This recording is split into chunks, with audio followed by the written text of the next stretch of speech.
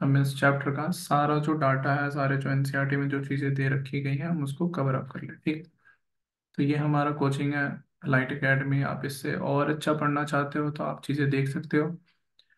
हमने नाइन्थ का कर लिया है, हम 11th का कर रहे हैं। ठीक है, 11th एंट्रेंस के लिए। ठीक है, 30 मिनट हम यूज़ करेंगे।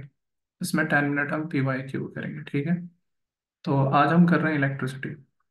आज हम कर रहे हैं इलेक्ट्रिसिटी। एक दिन बाद हम करेंगे एसिड बेस एंड सॉल्ट। ठीक है। ठीक है। तो हम चैप्टर कर रहे हैं इलेक्ट्रिसिटी। ओके। देन हम इसमें सबसे पहले पढ़ेंगे इलेक्ट्रिसिटी। इलेक्ट्रिसिटी कहते ही हैं कि इलेक्ट्रिसिटी, आप इसको इलेक्ट्रिक करंट भी कह सकते हो। आप इलेक्ट्रिसिटी कह लो। आप इलेक्ट्रिसिटी कह लो या कह लो इलेक्ट्रिक करंट, या कह लो इलेक्ट्रिक करंट। इसका मतलब ही होता है, करंट मतलब होता है flow, flow of anything, flow of, flow of charge. और कौन सा charge? Very important, positive charge. Negative charge नहीं, पॉजिटिव चार्ज। ठीक है। तो हम सबसे पहला अपना टॉपिक पढ़ रहे हैं, इलेक्ट्रिक, इलेक्ट्रिक चार्ज। ठीक। इलेक्ट्रिक चार्ज, हम सबसे पहला अपना टॉपिक पढ़ रहे हैं इलेक्ट्रिक चार्ज। क्यू से रिप्रेजेंट करेंगे। तो इलेक्ट्रिक चार्ज क्या होता है कि किसी भी ऑब्जेक्ट की ये प्रॉपर्टी होती है। किसी भी ऑब्जेक्ट, ठीक है, किसी भी पार्टिकल की ये क्या होती है? Property of, property of particle, property of particle और ऑब्जेक्ट, और ऑब्जेक्ट जो क्या करता है, ड्यू टू विच, इसी चार्ज के वजह से वो पार्टिकल या वो ऑब्जेक्ट क्या करता है? Experience, due to which it produces, it produces और एंड एक्सपीरियंसेस, या तो वो प्रोड्यूस करेगा या एक्सपीरियंस करेगा, experiences electric and magnetic effect, magnetic effect. ये रहा आपका चार्ज, ये रहा आपका चार्ज इफेक्ट। ठीक है, ये एक, ठीक। दूसरी बात ये है इसके अंदर कि ये आपका स्केलर क्वांटिटी होता है, कोई डायरेक्शन नहीं होता। स्केलर क्वांटिटी, मैग्नीट्यूड होता है स्केलर क्वांटिटी। एक साइंटिस्ट आते हैं, एक साइंटिस्ट आते हैं जिनका नाम था गिलबर्ट। एक साइंटिस्ट आते हैं जिनका नाम था गिलबर्ट। ठीक है, गिलबर्ट। उन्होंने चार्ज के बारे में बताया कि ये दो तरीके के होते हैं, एक आपका नेगेटिव चार्ज और एक आपका पॉजिटिव चार्ज। ठीक। दो तरह के चार्ज होंगे, एक आपके नेगेटिव चार्ज और दूसरे होते हैं पॉजिटिव चार्ज। नेगेटिव चार्ज जब किसी बॉडी के अंदर इलेक्ट्रॉन ज़्यादा हो जाएगा। ठीक है। नेगेटिव चार्ज किसकी वजह से होगा? Excess of electron. Positive charge किसकी वजह से होगा? पॉजिटिव चार्ज जब उसके अंदर से इलेक्ट्रॉन निकलेगा, deficiency of electron, deficiency of electron. ठीक। Deficiency of electron. ठीक है, ये दो चीज़ें। ठीक है, ये दो बातें। ठीक है, कि पॉजिटिव चार्ज किसी बॉडी के अंदर कैसे आता है, उसके अंदर इलेक्ट्रॉन, नेगेटिव चार्ज उसके अंदर इलेक्ट्रॉन ज़्यादा आ जाता है। पॉजिटिव चार्ज कब आएगा? जब उसके अंदर इलेक्ट्रॉन की कमी होगी, डेफिशिएंसी। ठीक। ये साइंटिस्टिक थे, किल्बर्ट, इन्होंने बताया। ठीक है। अच्छा, हम कुछ प्रॉपर्टीज पढ़ते हैं। प्रॉपर्टीज ये है कि जो लाइक चार्जेस होंगे, जो लाइक चार्जेस होंगे वो क्या करेंगे? रिपेल करेंगे। पॉजिटिव पॉजिटिव रिपेल करेगा। और जो अनलाइक चार्जेस होंगे, जो अनलाइक चार्जेस होंगे वो क्या करेंगे? अट्रैक्ट करेंगे, attract each other. Unlike charges कहने मतलब पॉजिटिव नेगेटिव और negative positive, attract each other. ठीक है। दूसरी बात, इधर ही बात करेंगे हम, जो एसआई यूनिट होता है, एसआई यूनिट ऑफ चार्ज सबको पता होगा। चैट में आप मुझे बताएंगे एसआई यूनिट ऑफ चार्ज क्या होता है? कूलम्ब होता है, कूलम्ब। सी से रिप्रेजेंट करते हैं। ठीक है। और कई बार पूछा जाता है कि एक इलेक्ट्रॉन के ऊपर charge on, charge on electron कितना होता है? 1.6 इंटू 10 की पावर -19 कूलम्ब। ठीक है। और एक और भी होता है, 1 फराडे। एक फराडे, या आप हायर क्लासेस में आओगे तो एक फराडे के अंदर कितने कूलम्ब होते हैं? 9650 कूलम्ब। ठीक है। अच्छा, ये भी पूछा जाता है एक कूलम के अंदर कितनी इलेक्ट्रॉन्स, तो ये वैल्यू याद रखोगे, 6.25 इंटू 10 की पावर 18 इलेक्ट्रॉन्स, ये याद ही रखोगे। ये वैल्यू आप याद ही रखोगे, न्यूमेरिकल में आपके हेल्प करेंगे, 25 इंटू 10 की पावर 18 इलेक्ट्रॉन्स। ठीक है। तो ये थोड़े से हमने चार्जेस के बारे में पढ़े। दूसरी बात पढ़ेंगे, दूसरी प्रॉपर्टी हमारी ये है कि चार्ज जो होते हैं वो क्वांटाइज्ड होते हैं, फ्रैक्शन में नहीं होते हैं। चार्ज जो होते हैं वो क्या कहते हैं इसको, क्वांटाइज्ड। क्वांटाइज्ड कहने का मतलब कि एक बॉडी पे जो चार्ज होगा वो एक इलेक्ट्रॉन के चार्ज के मल्टीपल, इंटीग्रल मल्टीपल होगा। एक इलेक्ट्रॉन, दो इलेक्ट्रॉन, तीन इलेक्ट्रॉन, ऐसे आधे इलेक्ट्रॉन वाले चार्ज नहीं आएंगे। तो इसको कहते हैं quantization of charge. Q is equal to N upon N into E. यहाँ पे Q क्या है, चार्ज ऑन बॉडी, और ये N क्या है, number of electrons, number of electrons, और ये E क्या है, ये E हमेशा पता होता है, 1.6 इंटू 10 की पावर -19 को। तो जैसे 10 इलेक्ट्रॉन दे दिया तो आप 10 को इससे मल्टीप्लाई करोगे तो उस बॉडी पे चार्ज आ जाए। चार्जेस को हमेशा हम जोड़ते हैं, charges are additive in nature, additive in nature, charges are additive in nature. दूसरा, डी, चार्जेस जो होते हैं कंजर्व होते हैं। चार्जेस कंजर्व मतलब इनको नहीं बनाया जा सकता है, नहीं इनको डिस्ट्रॉय किया जा सकता है। Charges are conserved.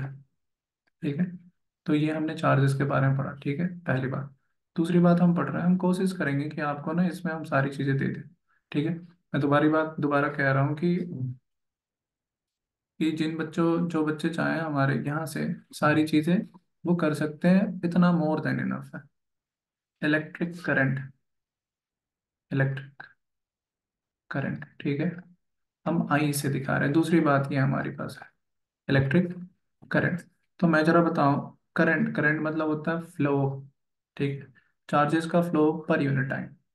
जैसे मैं एक कंडक्टर बना रहा हूँ, ये हमारे पास एक कंडक्टर है, ठीक है, इसके अंदर से चार्ज फ्लो किया, क्यों चार्ज फ्लो हुआ टी टाइम में, तो आप कहोगे I is equal to charge per unit time, rate of flow of charge. क्या कह रहे हो, rate of, rate of flow of charge called current, called electric current, electric current. ठीक है। अच्छा, इसको हम ऐसे भी लिख सकते हैं, आपने अभी देखा ना क्यू, ऊपर क्यू की वैल्यू कितनी है, एन ई, तो आप यहाँ पे एन ई अपॉन टी भी लिख सकते हो।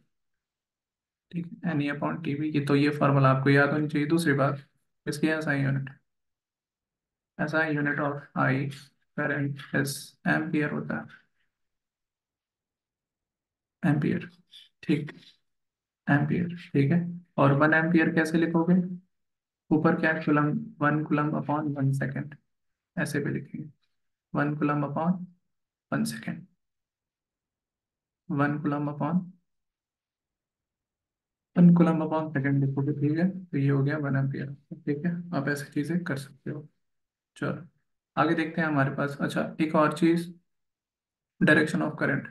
हमने एक सर्किट बनाया, ठीक है, हमने एक सर्किट बनाया, ये रहा हमारे पास एक बल्ब, ठीक है, ये रहा हमारे पास बल्ब, ठीक है, ये रहा हमारे पास DC source, battery, DC source. तो आपका जो करंट है वो, ये पॉजिटिव टर्मिनल है बड़ा वाला, और ये नेगेटिव टर्मिनल, ठीक है। ये बैटरी का डीसी सोर्स का, डीसी सोर्स कहते हैं इसको, ठीक है, ये पॉजिटिव ये नेगेटिव। अगर मैं ऐसे बनाऊँ ना, तो ये डीसी बैटरी है, आप इसको डीसी सोर्स कह दो, पॉजिटिव नेगेटिव। और जो आपके घरों में करंट आता है उसको हम ऐसे दिखाते हैं, ये डीसी सोर्स है, ठीक है।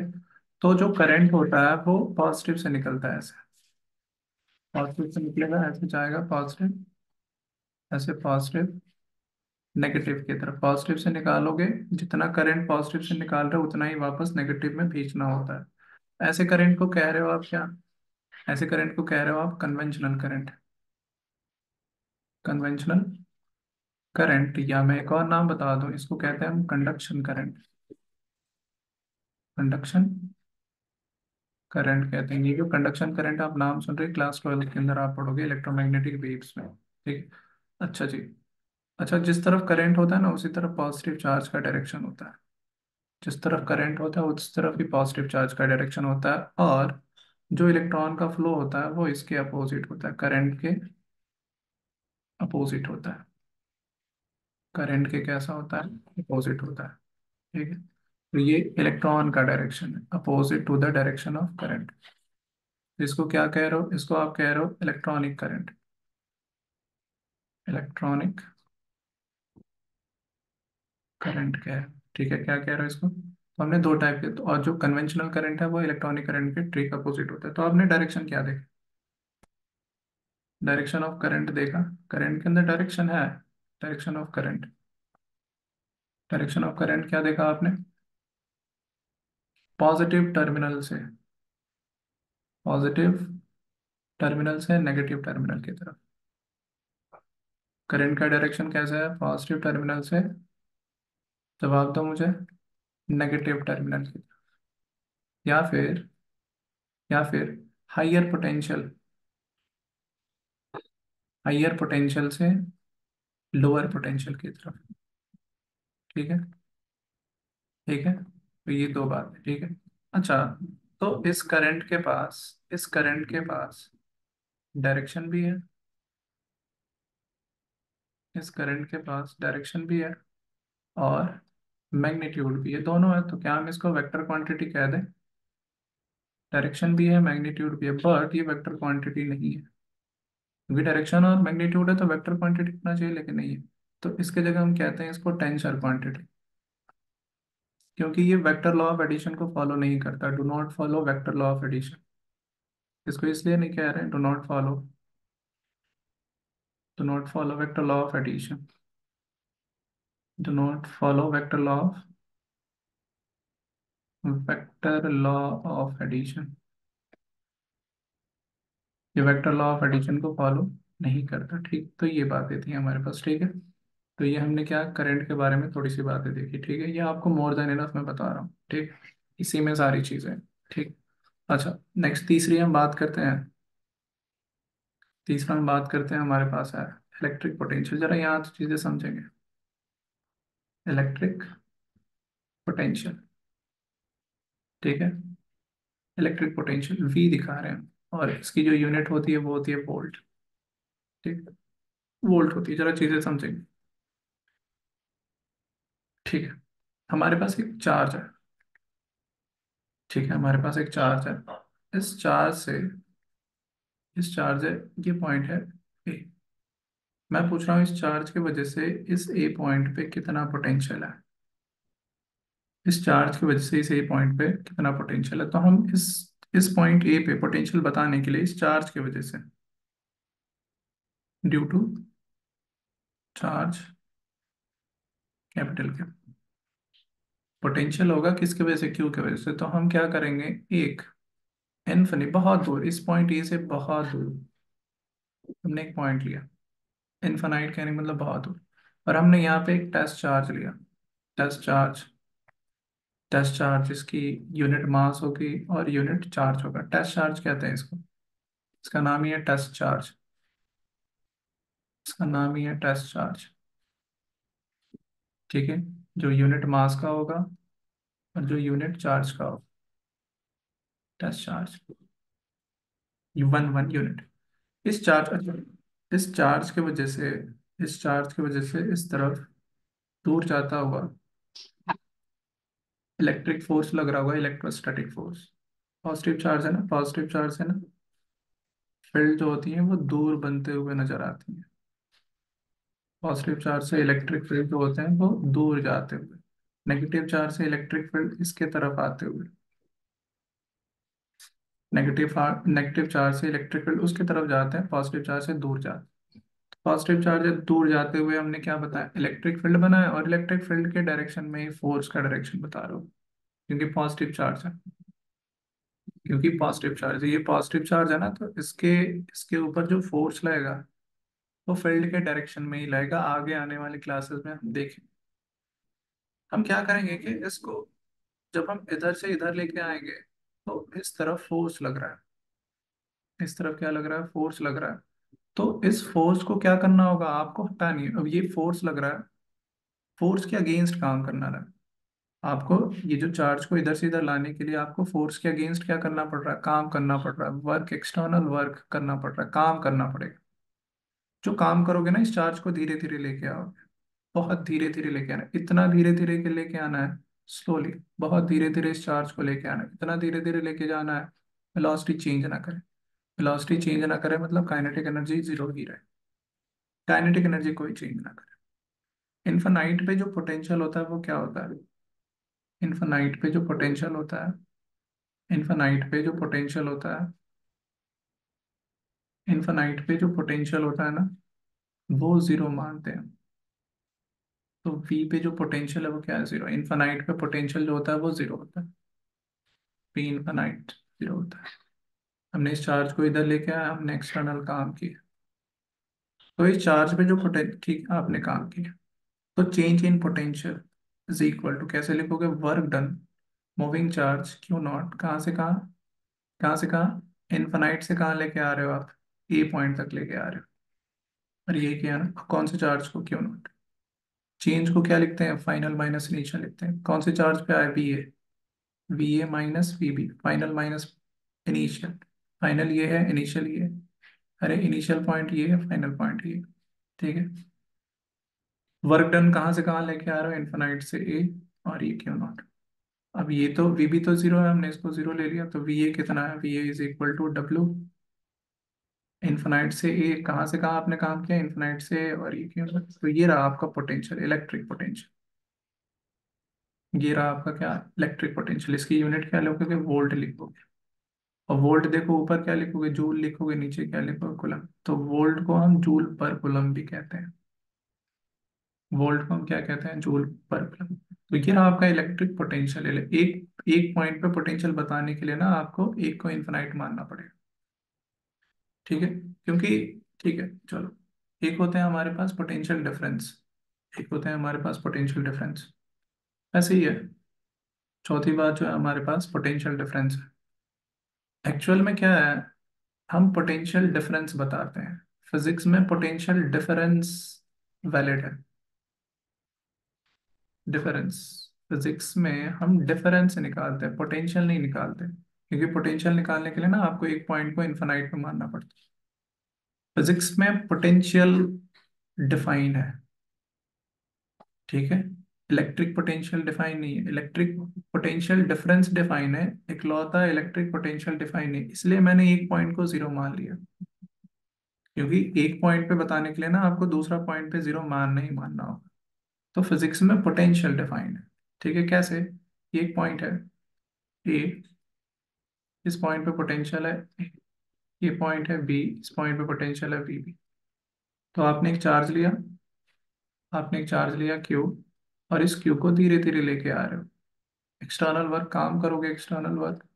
और ये एक्सटर्नल वर्क कैसे होगा, स्लोली धीरे धीरे लेके आओगे, इतनी स्लोली कि काइनेटिक एनर्जी चेंज ना हो। ठीक है, मतलब वेलोसिटी उतना का उतना ही रहे, चेंज ना हो। यानी वेलोसिटी चेंज नहीं कर रहा मतलब काइनेटिक एनर्जी चेंज जो है, जीरो है। आपने क्या किया, वर्क डन किया, कहाँ से कहाँ, क्यू नॉट चार्ज को कहाँ से कहाँ लेके आने के लिए, बी से ई लेके आने के लिए। कौन सा चार्ज है, क्यू नॉट। और क्या लिखोगे, change in potential, final minus initial. Change करने का मतलब final minus initial, P V minus V A क्या हो जाएगा, जवाब दो मुझे, डब्लू। वर्क डन कहाँ से कहाँ, बी से ए, बी से ए क्यू नॉट, ऐसे, यस और नो। तो ये हो गया आपका क्या, पोटेंशियल डिफरेंस। ये हो गया आपका पोटेंशियल डिफरेंस। उससे पहले क्या था, इलेक्ट्रिक पोटेंशियल था। इसकी भी यूनिट वोल्ट ही होगी, इसकी भी यूनिट क्या होगी, वोल्ट ही होगी। ठीक है, चलो, एक मिनट।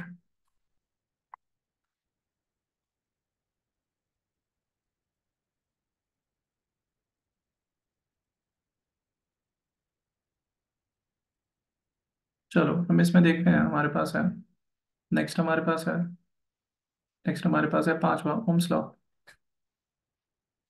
पांचवा हमारे पास है ओम्स लॉ। कहता है, ओम्स लॉ कहता है कि हमारे पास एक कंडक्टर है, हमारे पास एक कंडक्टर है, और इस कंडक्टर के क्रॉस पोटेंशियल है V, ठीक है, और इसके अंदर करंट जा रहा है। तो ओम्स लॉ जो है, ओम्स जो है वो ये कहते हैं कि अगर इस कंडक्टर का जितना भी फिजिकल स्टेट है, टेम्परेचर, प्रेशर, डेंसिटी, सब सेम रहे, कंडीशन सेम रहे, ठीक, तो ये जो पोटेंशियल है वो डायरेक्टली प्रोपोर्शनल होगा I के। तो V इज इक्वल टू, हमने यहाँ पे एक कांस्टेंट लगाया R, तो ये जो प्रोपोर्शनलिटी कांस्टेंट है R, इसी को हम क्या कह रहे हैं, रेजिस्टेंस कह रहे हैं, इसी को क्या कह रहे हैं, रेजिस्टेंस, ठीक है। और इसकी जो यूनिट होती है वो होती है ओम, इसकी जो यूनिट होती है क्या होती है, ओम, ठीक है। अच्छा, ये जो रेजिस्टेंस है वो इस पोटेंशियल और करंट पे डिपेंड नहीं करता। पोटेंशियल, ये कांस्टेंट है ना, अरे ये कांस्टेंट है, do not depend on, depend on B N I, ये बात ध्यान रखेंगे, क्योंकि आपको यहाँ तो दिख रहा है कि आर जो है वो वी और आई पे डिपेंड कर रहा है, पर ऐसा नहीं है, ठीक। तो आपने क्या लिखा, R is equal to E upon I, ये पोटेंशियल और करंट पे डिपेंड नहीं करता। एक और फॉर्मूला होता है, R is equal to rho, rho L upon A. तो ये एल, ये रो जो है वो रेजिस्टिविटी है, एल जो है वो कंडक्टर का लेंथ है, ए जो है वो क्रॉस सेक्शनल एरिया है। तो दिखा देता हूँ, ये है रेजिस्टिविटी, ये जो है रेजिस्टिविटी है, एल जो है वो लेंथ ऑफ कंडक्टर है, लेंथ ऑफ कंडक्टर है, और ये जो है ए जो है वो आपका cross sectional area, cross sectional area of conductor, ठीक। तो ये फॉर्मूले आपको याद होने चाहिए, ये इंपॉर्टेंट है, ठीक है। अच्छा, ये जो रेजिस्टिविटी है, ये जो रेजिस्टिविटी है, ठीक है, ये इसको कहते हैं स्पेसिफिक रेजिस्टेंस, स्पेसिफिक रेजिस्टेंस, ठीक है। इसकी यूनिट जो होती है वो ओम मीटर होती है, क्या होती है, ओम मीटर, ठीक। ये किस पे डिपेंड करता है, टेम्परेचर पे डिपेंड करता है, और डिपेंड करता है ये मटेरियल पे, कि कौन से मटेरियल से वो कंडक्टर बना हो, ठीक। अच्छा, कुछ जरा चीजें समझेंगे, कुछ जरा आप चीजें समझेंगे। अगर हम, ये जो रेजिस्टेंस है, अगर हम ग्राफ बनाते हैं वी और आई का, इधर हम लिखते हैं आई, इधर हम लिखते हैं वी, तो वी आई का ग्राफ जो होगा वो, इसका जो स्लोप होगा, स्लोप, इसका जो स्लोप होगा वो आपको क्या दे देगा, स्लोप कहने का मतलब समझ रहे हो, हमें स्लोप निकालना है। तो स्लोप अगर निकालना है आपको, स्लोप स्लोप निकालना है तो आपको टेन थीटा देखना होगा। टेन थीटा कैसे देखोगे, ये देखो वी, ठीक है, आपका परपेंडिकुलर वी अपॉन आई, तो आपको क्या दे देगा ये, रेजिस्टेंस दे देगा, क्या दे देगा, रेजिस्टेंस दे देगा। तो अगर आपको वी और आई का, वी और आई देख लेना, वी ऊपर है आई ऊपर है, तो स्लोप निकालोगे, स्लोप कहने का मतलब टेन थीटा, टेन थीटा आपको क्या दे देगा, रेजिस्टेंस दे देगा, ठीक। तो जो कंडक्टर अगर इस ग्राफ को फॉलो करते हैं उनको कहते हैं ओमिक कंडक्टर, क्या कहते हैं, ओमिक कंडक्टर कहते हैं, कंडक्टर, ठीक है। और जिस कंडक्टर की ग्राफ कुछ ऐसे आती है, कांस्टेंट नहीं होती, कांस्टेंट नहीं होती, कुछ ऐसी आती है, कुछ ऐसी आती है, ठीक है। तो इनका जो स्लोप आप निकालोगे ना, स्लोप, तो स्लोप कहने का मतलब टेन थीटा, तो इनका जो है ना ग्राफ अलग अलग है, यहाँ थीटा बढ़ जाएगा, यहाँ और बढ़ जाएगा, तो अलग अलग है, तो ठीक है। तो जो आर आएगा वो कैसा आएगा, वेरिएबल आएगा, चेंज आएगा, आर कांस्टेंट नहीं होगा, ठीक है। तो ऐसे कंडक्टर को क्या कहोगे, नॉन ओमिक कंडक्टर, जो ओम्स लॉ को फॉलो नहीं करते, non ohmic conductor, non ohmic conductor, ठीक है, ये चीजें हैं। अच्छा, कुछ और चीजें हैं, टेम्परेचर पर डिपेंड करता है, कि टेम्परेचर पर डिपेंड करता है, ठीक है। अच्छा, जरा हम, टेम्परेचर पर डिपेंड करता है रेजिस्टिविटी और रेजिस्टेंस, दोनों डिपेंड करता है, ठीक है। जरा यहाँ चीजें समझेंगे, हम बात कर रहे हैं टेम्परेचर की, टेम्परेचर, ठीक है, हम बात कर रहे हैं टेम्परेचर की, ठीक है। अगर आप टेम्परेचर बढ़ाओगे तो दो बातें आपके पास, मेटल है, नॉन मेटल, मेटल है और नॉन मेटल है, नॉन मेटल, ठीक। अगर आप टेम्परेचर बढ़ाओगे तो मेटल में रेजिस्टेंस क्या होता है, बढ़ने लगता है। ठीक है, रेजिस्टिविटी तो सेम होता है। ठीक है, रेजिस्टिविटी, रेजिस्टेंस और रेजिस्टिविटी दोनों बढ़ते हैं। ठीक, नॉन मेटल की बात करोगे, ठीक है, नॉन मेटल नहीं, सेमी कंडक्टर के बारे में बात करोगे, सेमी कंडक्टर, सेमी कंडक्टर के बारे में बात करोगे। ठीक है, तो जब आप टेम्परेचर बढ़ाते हो, जब आप टेम्परेचर बढ़ाओगे तो मेटल के रेजिस्टेंस पे क्या इफेक्ट पड़ेगा।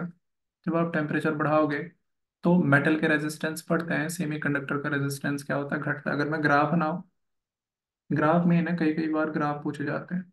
इधर हमने लिख लिया टेम्परेचर, इधर हमने लिख लिया रेजिस्टेंस और रेजिस्टिविटी। तो मेटल का जो होता है वो रेजिस्टेंस क्या होता है, बढ़ता है। देखो ग्राफ ऐसे होगा, ये किसका है, मेटल का है, ये मेटल का है। ठीक है, सेमी कंडक्टर का मैं बनाऊं तो ग्राफ में बनाऊं सेमी कंडक्टर का कुछ ऐसे है। ठीक है, तो इनकी जो होती है जरा चेक करेंगे, इधर हम लिख रहे हैं आर और रो, और इधर हम लिख रहे हैं टेम्परेचर। ठीक है, तो जब आप सेमीकंडक्टर का क्या देख रहे हो, रेजिस्टेंस घटते हुए, तो इसका ग्राफ कुछ ऐसा होता है। देखो ना, टेम्परेचर कम है तो जब टेम्परेचर ज़्यादा हो गया, टेम्परेचर ज़्यादा हो गया तो रेजिस्टेंस क्या हो गया, चेक कर, कम हो गया। अरे जब टेम्परेचर ज़्यादा हुआ तो रेजिस्टेंस क्या हो गया, कम हो गया। कई बार आपको ग्राफ जो होता है ना वो ऐसे देंगे, कई बार आपके जो ग्राफ होंगे ना, कई बार आपके जो ग्राफ होंगे, अभी तो आपने देखा कि ग्राफ कैसे वी और आई है, कई बार आपके ग्राफ जो होंगे ना वो ऐसे दिख जरा, एक हम क्वेश्चन से ही समझ लेते हैं। इधर हमने लिख दिया वी, इधर लिख दिया हमने आई, उल्टा, उल्टा हमने कर दिया। ठीक है, ये बड़ा इंपॉर्टेंट है, आपके कॉन्सेप्ट बनाए, उल्टा हमने कर दिया। तो ये है आपके एक्स, कि चलो मैंने एक एक्स कंडक्टर का बनाया और एक वाई कंडक्टर का बनाया, मैंने पूछा कि किसकी रेजिस्टेंस ज्यादा है। तो आप देख पा रहे हो कि जो एक्स, आप देख पा रहे हो एक्स का स्लोप ज्यादा है, क्योंकि अगर हम यहाँ पे स्लोप निकालेंगे ना, स्लोप कहने का मतलब टेन थीटा, तो क्या आएगा, स्लोप निकालोगे तो आई अपॉन वी आएगा, यानी मैं आई अपॉन वी को लिख सकता हूँ ना 1/r। तो आप देख रहे हो किसका स्लोप ज्यादा है, एक्स का स्लोप ज्यादा है, किससे, वाई से। तो यहाँ रेजिस्टेंस कम है, जिसका स्लोप ज्यादा रेजिस्टेंस कम, जिसका स्लोप ज्यादा उसका रेजिस्टेंस कम, उल्टा हो जाएगा, उल्टा चलोगे। ठीक, तो रेजिस्टेंस ऑफ एक्स क्या हो जाएगा, smaller than resistance of Y. ये एक बड़ा इंपॉर्टेंट टॉपिक। अच्छा, कई बार पूछा बोला जाता है कि हम वायर को स्ट्रेच कर दिए, वायर को कंप्रेस कर दिए, रेडियस बढ़ा दिए, लेंथ बढ़ा दिए, तो नया रेजिस्टेंस क्या हो गया। मैं शॉर्टकट बता रहा हूँ जो आपको कहीं नहीं मिलेगा, मिलेगा जब आप ट्वेल्थ क्लास में आओगे, आपके लेवल तक नहीं मिलेगा। जैसे लिख के ना अपने टेबल के सामने रख लेना, नया रेजिस्टेंस अपॉन पुराना रेजिस्टेंस इज इक्वल टू, अगर लेंथ के साथ हमने छेड़छाड़ किया है तो नया लेंथ अपॉन पुराना लेंथ का होता है। ये पहला। दूसरा, अगर हमने रेडियस ऐसे स्ट्रेच किया है, स्ट्रेच जब करते हैं ना तो रेडियस कम होने लगता है, वो सरकमफ्रेंस। तो नया रेजिस्टेंस अपॉन पुराना रेजिस्टेंस इज इक्वल टू, देखो यहाँ पे लिखा ध्यान से, यहाँ से देखो, पुराना रेडियस और नया रेडियस का होल स्क्वायर, होल फोर हो जाएगा ये। ठीक है, होल फोर हो जाएगा, तो ऐसे करोगे आप। ठीक है, होल फोर हो जाएगा, तो ये इंपॉर्टेंट वाले क्या है आपके। ठीक, अच्छा, तो हमने कहाँ तक पढ़ लिए, हमने पढ़ लिए ओम्स लॉ। ठीक है, नेक्स्ट हम पढ़ेंगे, ओम्स लॉ पढ़ लिया हमने, नेक्स्ट हम पढ़ेंगे छः, six, combination of register, combination of, combination of register, combination of register, register. ठीक है, कॉम्बिनेशन ऑफ रजिस्टर, ठीक है, कॉम्बिनेशन ऑफ रजिस्टर। तो इसमें हम देखते हैं सीरीज कॉम्बिनेशन, हम इसमें देखते हैं क्या, series combination, series, series combination आप देखते हो सीरीज कॉम्बिनेशन में, सीरीज कॉम्बिनेशन में क्या होता है कि जो आपके रेजिस्टेंस है वो ऐसे अरेंज होते हैं, सीरीज कॉम्बिनेशन। ठीक है, सीरीज कॉम्बिनेशन में आपके जो रजिस्टर होते हैं वो ऐसे अरेंज होते हैं। ठीक, ऐसे होते हैं सीरीज कॉम्बिनेशन। ठीक है, सीरीज कॉम्बिनेशन में ऐसे होते हैं, मैंने कह दिया R1, R2, R3, ये मदर बैटरी पोटेंशियल पी है। ठीक, तो आप देखोगे यहाँ से जो करंट निकलेगा वो सेम जाएगा। सीरीज में करंट सेम होता है। सीरीज में करंट सेम होता है, जितना करंट आया उतना ही क्या, सीरीज में करंट क्या होता है, सेम होता है, ध्यान रखेंगे। सीरीज में जो करंट होता है वो सेम होता है, पोटेंशियल अलग अलग होता है। V1 कह दिया मैंने इसके क्रॉस, V2 कह दिया मैंने इसके क्रॉस, V3 कह दिया मैंने इसके क्रॉस। ठीक है। तो सीरीज में आप ये चीज याद रखोगे कि potential, potential difference, potential different, ठीक है, पोटेंशियल डिफरेंस, ठीक है, पोटेंशियल डिफरेंट होता है, करंट सेम होता है, करंट सेम होता है। ठीक है। और जो तीनों का इक्विवेलेंट निकालोगे वो हो जाएगा R1 + R2 + R, ऐसा हो जाएगा। R1 + R2 + R3, ये वाला सबको जोड़ते चले जाओ। ठीक है। इसमें जो नेट रेजिस्टेंस होता है ना, नेट रेजिस्टेंस, सीरीज में जो नेट रेजिस्टेंस होता है ना वो बढ़ जाता है। सीरीज में नेट रेजिस्टेंस क्या हो जाता है, जब आप दो मुझे बढ़ जाता है। ठीक है। दूसरी बात हम कर रहे हैं, B, parallel combination, parallel combination, combination, parallel combination कुछ ऐसा होगा, आप चेक करेंगे।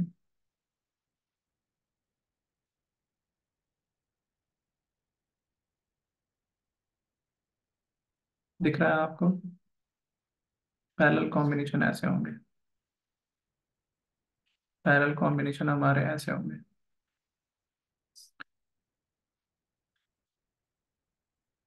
पैरेलल कॉम्बिनेशन हमारे ऐसे होंगे। ठीक है। पैरेलल कॉम्बिनेशन हमारे ये हो गया R1, ये हो गया R2, और ये हो गया R3। ठीक। पोटेंशियल सेम रहता है, पोटेंशियल सेम रहेगा। पैरेलल कॉम्बिनेशन में पोटेंशियल सेम होता है, करंट अलग अलग हो। करंट पोटेंशियल पैरेलल में, यहाँ से करंट आया I, यहाँ से करंट आया I, अब ये I चेंज हो जाएगा, इधर चला जाएगा I1, इधर चला जाएगा I2, इधर चला जाएगा I3। तो पैरेलल में क्या है, पोटेंशियल सेम होता है, सेम होता है, और करंट डिफरेंट होता है। करंट क्या होता है, करंट डिफरेंट होता है, डिफरेंट। ठीक है, तो ये चीज ध्यान रखेंगे। अच्छा, और इसमें क्या करते हैं, हम रेसिप्रोकल कर देते हैं। इसमें हम क्या करते हैं, रेसिप्रोकल कर देते हैं। 1/R equivalent = 1/R1 + 1/R2 + 1/R3, ये पैरेलल वाली बात है। ठीक। अच्छा, एक चीज मैं शॉर्टकट बता दूं, आप ज्यादातर वो यूज करेंगे तो फायदे में रहेंगे, टाइम सेव होगा।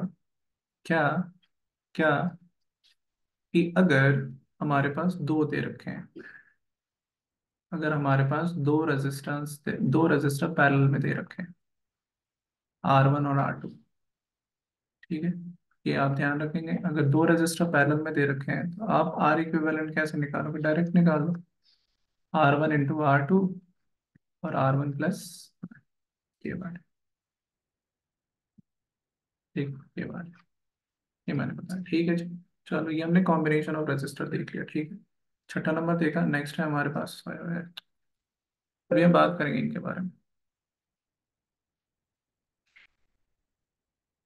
बस पहले ये कर ले हम, टॉपिक तो कंप्लीट कर लें, PYQ बाद में भी कर लेंगे। ठीक है। फिर आपको टॉपिक कंप्लीट है तो आप PYQ बाद में भी कर लोगे। ठीक है। 7, 7 बात, electric power, very important. Electric power, ठीक है, इलेक्ट्रिक पावर। ठीक है। इलेक्ट्रिक पावर क्या, पावर मतलब कहते हैं ना तुम्हारी पावर क्या है, काम, तुम्हारी पावर क्या है। पावर कहने का मतलब वर्क पर यूनिट टाइम, या वर्क को हम एनर्जी ले लेंगे पर यूनिट टाइम, इसी को कहते हैं पावर। कहते हैं ना तुम्हारी पावर क्या है, तो ये वाली चीज। ठीक। पावर को और भी फॉर्म, और भी फार्मूला है, VI, EP पावर का फार्मूला है पोटेंशियल इंटू करंट। ठीक है, और भी है, P = I²R। अच्छा, कुछ कंडीशन में बता दूं आपको, आपके हेल्प आएंगे। ये पावर जब लगाओगे, जब सर्किट में जो कंपोनेंट होंगे ना, करंट सेम होता है किसमें, सीरीज में, तो ये सीरीज कॉम्बिनेशन में लगाओ। ठीक है। एक और होता है P = V²/R। अब देखो, कौन से कॉम्बिनेशन में पोटेंशियल सेम होता है? पैरेलल में। तो ये फॉर्मूला कब लगाओगे? पैरेलल वाले में लगाओगे। ठीक है। अच्छा, इसकी एसआई यूनिट क्या होती है? पावर की एसआई यूनिट क्या होती है? वॉट होती है। ठीक है। अच्छा, एक और होता है किलो वॉट आवर। ये एनर्जी की यूनिट है, या इसको वन यूनिट भी कहेंगे। ये बीओडी यूनिट है। ठीक है, बीओडी यूनिट। तो कितना एनर्जी होता है? 3.6 इंटू 10 की पावर 6 जूल। तो ये वाले, ये एनर्जी की यूनिट है। ये एनर्जी की यूनिट है। ठीक है। ये आपकी एनर्जी की यूनिट है। वेरी इंपॉर्टेंट, आप चीजें समझो। ये एनर्जी की यूनिट है। Kilowatt is a unit of energy. ठीक है, तो ये वाले हमारी बात होगी। ठीक। अच्छा, एक चीज और। 8 नंबर, 8 नंबर हम पढ़ेंगे joule heating effect. Joule heating effect. Joule heating effect. ठीक है। ये कब लगाएंगे पावर? ये कब लगाएंगे? पैरेलल में। ठीक है। Joule heating effect.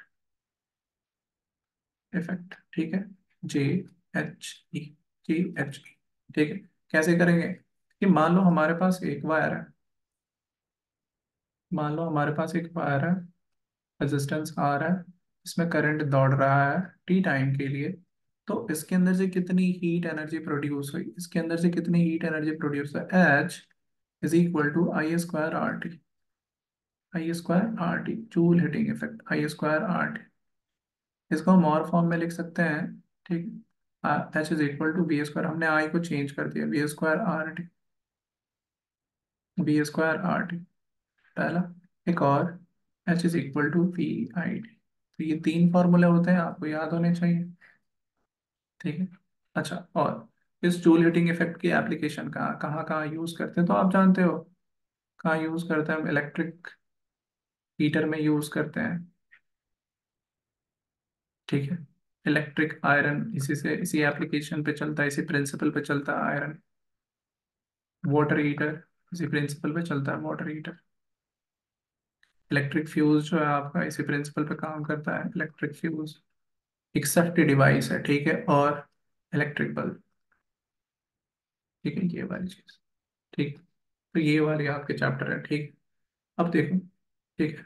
ये वाले हमारे पास पूरे चैप्टर में क्लिक करिए। देखो, electric bulb is use for fire power. देखो 14 का सवाल है, द यूनिट, यूनिट हमने देखा ना। यूनिट कहने वाला, वन यूनिट कब कह रहे थे हम? वन यूनिट कब कह रहे थे? कब कह रहे थे?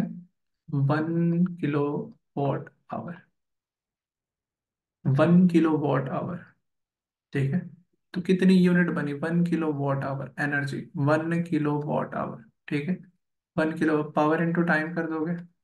अरे 1 यूनिट तो ये कह रहा है ना, आप किलो वॉट आवर में लगा दो। आप किलो वॉट आवर में ला दो, उसी को कहेंगे 1 unit. Energy is equal to, energy है, पावर कितना है? 1000 वॉट। तो 1000 वॉट को किलो वॉट में चेंज करोगे तो क्या करोगे? 1000 से डिवाइड कर दोगे। और टाइम कितना दे रखा है आपका? 5 घंटा दे रखा है। तो देखो ना, एनर्जी इज इक्वल टू कितना हो गया? 5 किलो वॉट आवर। और इसी को क्या कह रहा हूँ? 5 यूनिट कह रहा हूँ। ऑप्शन कौन सा सही है? बी। ठीक है। तो ये आसान है, मुश्किल कुछ नहीं है। यहाँ देखो, मैंने एक चीज कहा था। देखो, किसकी स्लोप ज्यादा है? ठीक है। इसकी स्लोप ज्यादा है, इसकी स्लोप कम है। यानी resistance of B resistance of B is greater than resistance of A. तो मैंने ये बात कहा था कि जो सीरीज की, जो नेट रेजिस्टेंस होता है सीरीज का, सीरीज कॉम्बिनेशन में वो ज्यादा होता है। जो नेट रेजिस्टेंस होता है पैरेलल का, वो क्या होता है? कम होता है। तो किसके बारे में बात कर रहे हैं? कम। पैरेलल कॉम्बिनेशन में ना, तो ये आर नेट क्या होना चाहिए? कम होना चाहिए। आर नेट क्या होना चाहिए? पैरेलल कॉम्बिनेशन में आर नेट क्या होता है? कम होता है। पैरेलल कॉम्बिनेशन में आर नेट क्या होता है? कम होता है।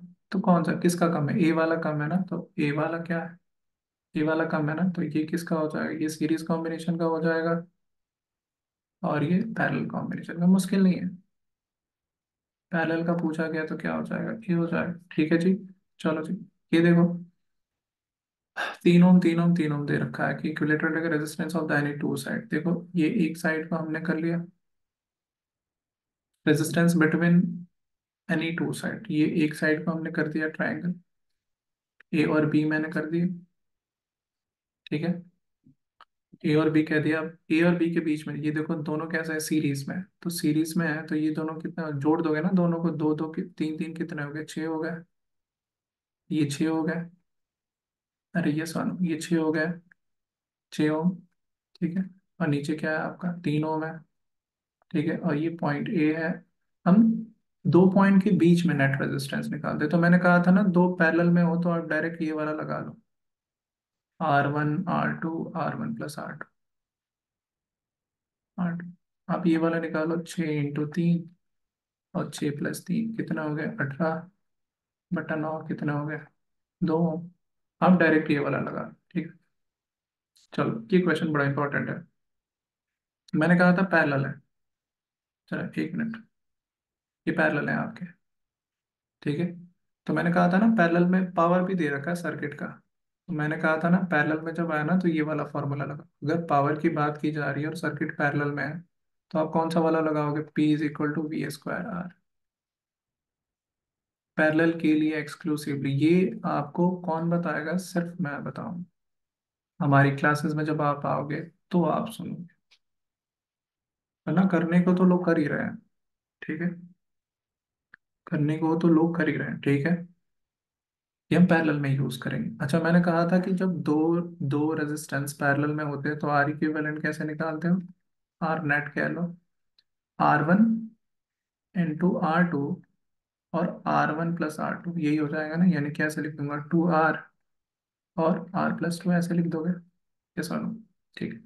पावर कितना दे रखा था, 150 वाट, पोटेंशियल कितना दे रखा है इसका, 15, 15 × 15 और डिवाइडेड बाई ये कितना हमने निकाला ना, 2R और R + 2, ये R + 2 ऊपर चला जाएगा, 15 × 15, और ये R + 2 ऊपर चला जाएगा, R + 2 और डिवाइडेड बाय क्या हो जाएगा, ये 2R। चलो, तो 150 = 15 × 15 R + 2 डिवाइडेड बाई 2R। ये देखो ये कट गया 10 बार में, ये 5 और ये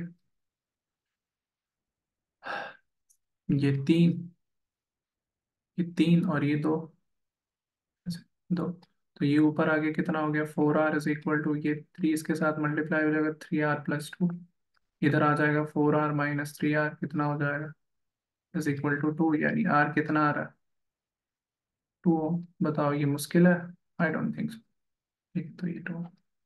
तो ये हमारा बिल्कुल एक बहुत ही कंपाइल और बहुत ही इंफॉर्मेटिव ये हमारा लेक्चर था, इलेक्ट्रिसिटी, ठीक है।